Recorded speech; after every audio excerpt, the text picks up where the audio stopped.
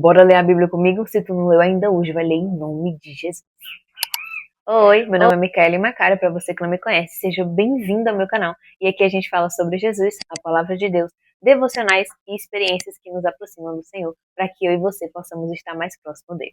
E no vídeo de hoje a gente vai continuar lendo o Evangelho de João. Para você que não assistiu o vídeo 1, tá aqui no card, onde a gente leu o capítulo 1, e hoje a gente vai ler o capítulo 2 de João, para a gente conhecer um pouco mais da Palavra do Senhor. E claro, antes de começar a gente vai orar, para que o Senhor possa abençoar a nossa leitura, para que eu e você conseguimos ter entendimento da palavra, em nome de Jesus.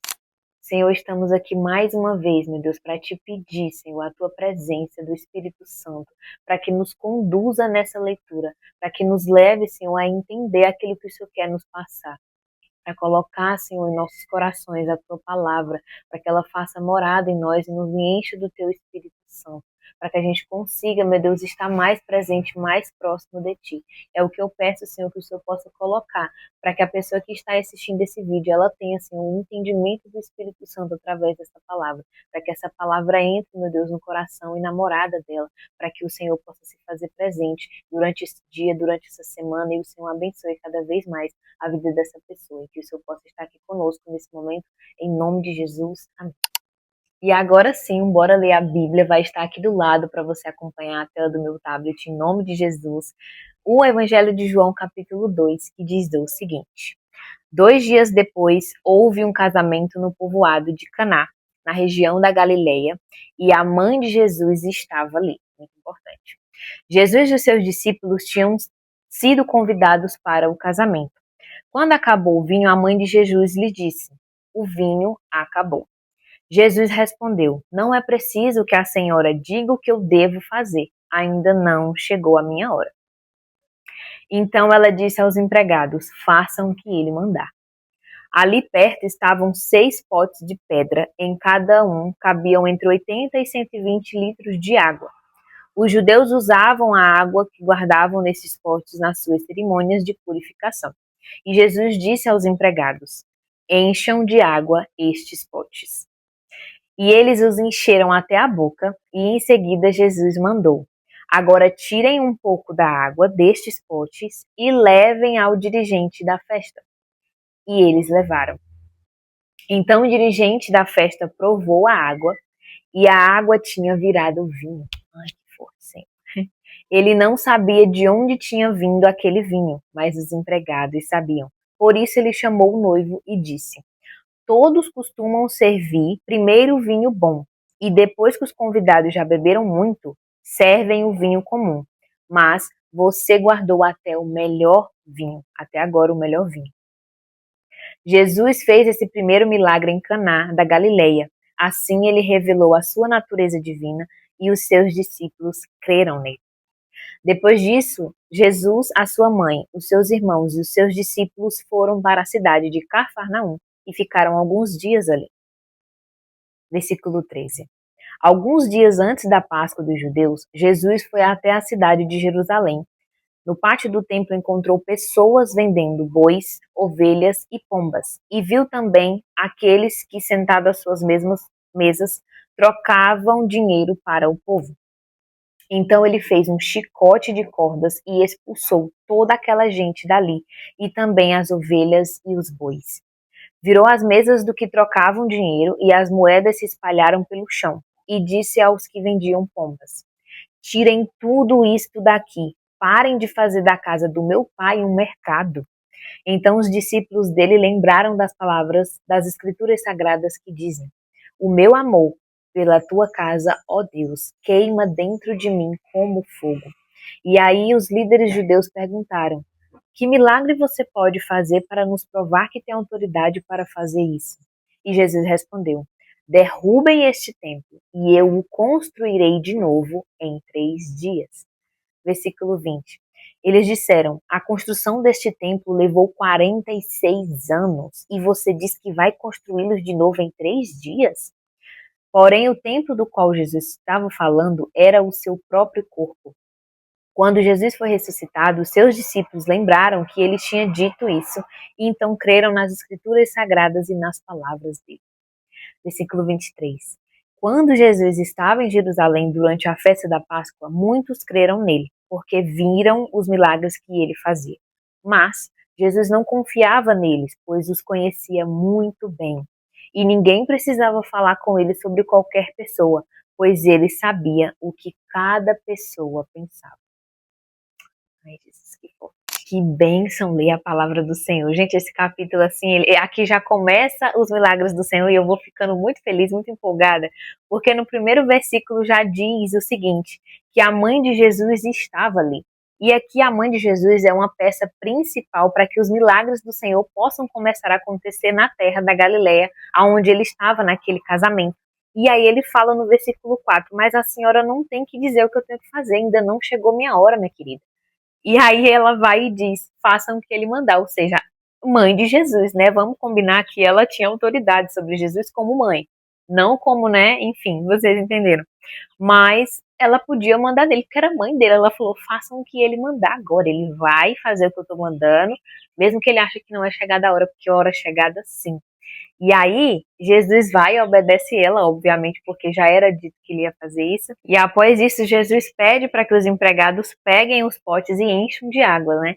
E esses potes, eles eram guardados após as cerimônias de purificação, então eles sempre tinham potes lá para poder fazer essas festas. E eles enchem até o topo de água. E aí começa o primeiro milagre de Jesus, que eu fico assim, ai, como Jesus é lindo. Ele transforma a água em vinho, eu acho que todo mundo conhece esse milagre, mas é aqui que começa a parte que ele mostra para as pessoas que ele é o verdadeiro Filho de Deus. Porque até então ele ainda não tinha mostrado nenhum milagre para as pessoas não tinham visto ainda qual era a sua glória no meio de todos, né? E a partir desse milagre ele começa a fazer isso e os seus discípulos, vendo aquilo, começam a crer nele mais ainda, sabendo que ele é o Filho do homem, sabe? Isso assim, ai, eu fico muito feliz. Aí a gente chega na parte em que Jesus ele já foi na cidade de Cafarnaum e agora ele vai para Jerusalém, o versículo 13 em diante, onde ele chega no pátio do templo, onde as pessoas estão vendendo coisas e fazendo da casa do Senhor um mercado de vendas, e Jesus ele fica furioso. E para que a gente possa entender um pouco melhor sobre essa questão, naquela época, antes de Jesus ser crucificado por nós, o Antigo Testamento conta que as pessoas, para serem purificadas do seu pecado, elas precisavam crucificar algo puro para que o cheiro daquilo chegasse nas narinas de Deus e Deus os abençoasse e perdoasse os pecados que eles tinham. Então eles pegavam as melhores ovelhas, os melhores cordeiros, os melhores bois e colocavam para ser sacrificados, e aquilo ali fazia com que a celebração da Páscoa fosse para Deus e para que os pecados fossem limpos, né, daquela forma. E hoje a gente sabe que a gente não precisa mais fazer isso, porque o Cordeiro de Deus já foi crucificado na cruz para que eu e você possamos ser salvos através do nome dele. Glória a Deus.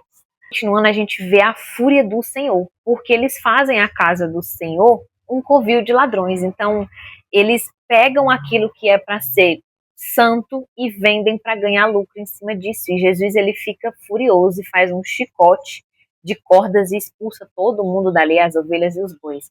E para você que ainda não assistiu a série The Chosen, essa cena é contada lá na temporada 5, se eu não me engano, é a última temporada, aonde tem essa cena de Jesus tacando o chicote nas coisas, e assim, é muito legal ver, eu recomendo que você assista essa série, porque tem muitas coisas que tem aqui na Bíblia que são transpassadas através das imagens, né?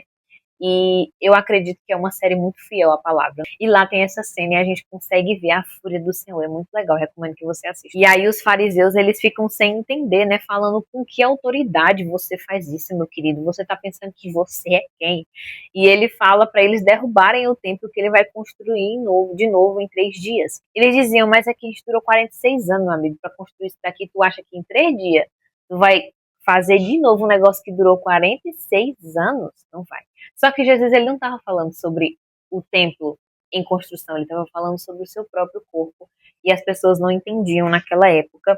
E no último versículo ele fala que Jesus não confiava nas pessoas porque ele conhecia as pessoas daquele lugar, né? E ele não precisava que as pessoas falassem de alguém, porque Deus, Jesus, sabia o que cada pessoa pensava, e com isso ele sabia que as pessoas dali não criam nele, não acreditavam que ele realmente era o Messias. E quais são os ensinamentos, né, deste capítulo que a gente pode levar para o dia de hoje?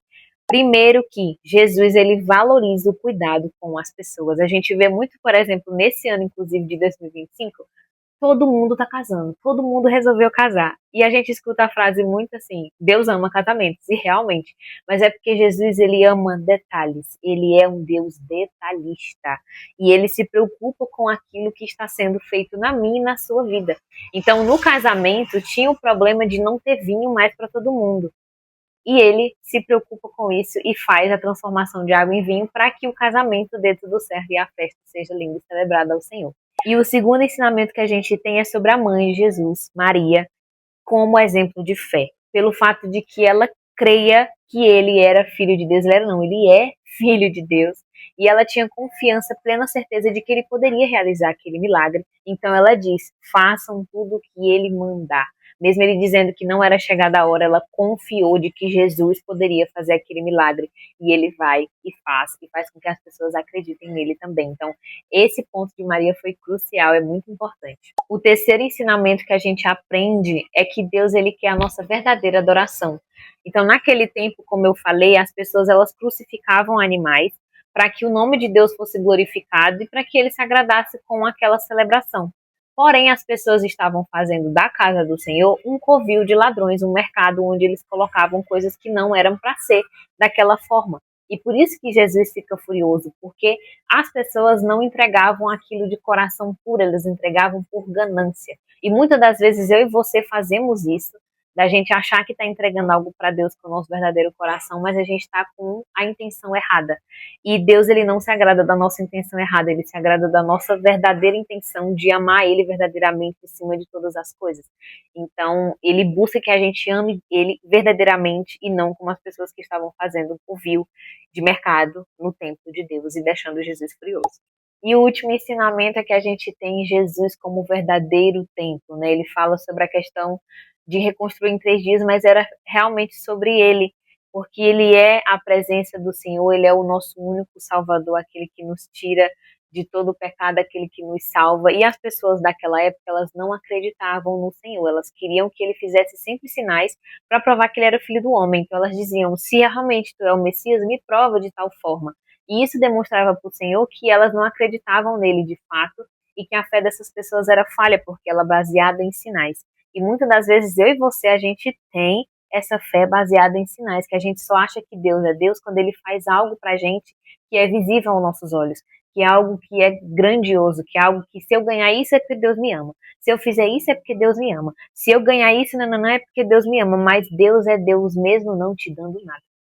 Deus é Deus mesmo não fazendo nada para você, porque ele não depende da sua fé de sinais para que ele continue sendo Deus. A gente que necessita dele como o Senhor, nosso Cristo Salvador, para que nos tire do pecado e nos coloque na sua glória.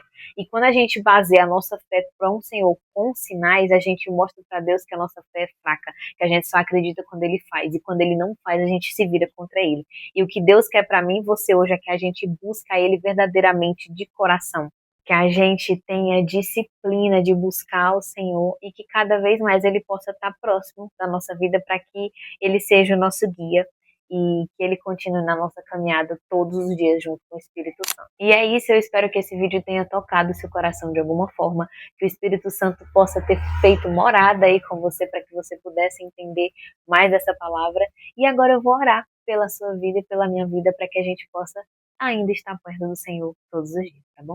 Senhor, muito obrigada, Senhor, pela tua presença, meu Deus, neste lugar. Muito obrigada pelo entendimento da tua palavra. Muito obrigada, Senhor, por estar conosco. Obrigada pelo privilégio de poder ler a tua palavra. Obrigada, meu Deus, por estar aqui. Eu entrego nas tuas mãos, meu Deus, a vida dessa pessoa que está assistindo esse vídeo. E cada vez mais essa pessoa possa, meu Deus, te buscar, encontrar refúgio na tua palavra, refúgio em ti, Senhor. Que o Senhor possa ser fortaleza nessa pessoa, Senhor. Que o Senhor possa colocar sobre a vida dela bênçãos para que o caminho dela seja guiado pelo teu Espírito Santo. Em nome de Jesus, eu espero, Senhor, que o Senhor possa colocar sobre o coração dela, meu Deus, a tua palavra e que seja feita a tua vontade, Senhor, tanto na minha vida como na vida dessa pessoa. Que o Senhor possa abençoar a nossa semana, o nosso resto de mês e o início do próximo, aonde ela estiver, quando ela estiver, que o Senhor esteja presente com essa pessoa e abençoe cada vez mais a nossa vida em nome de Jesus. Amém. E é isso, que Deus abençoe sua vida, até o próximo vídeo, onde a gente vai ler o capítulo 3 de João. Um beijo e até a próxima. Tchau, tchau!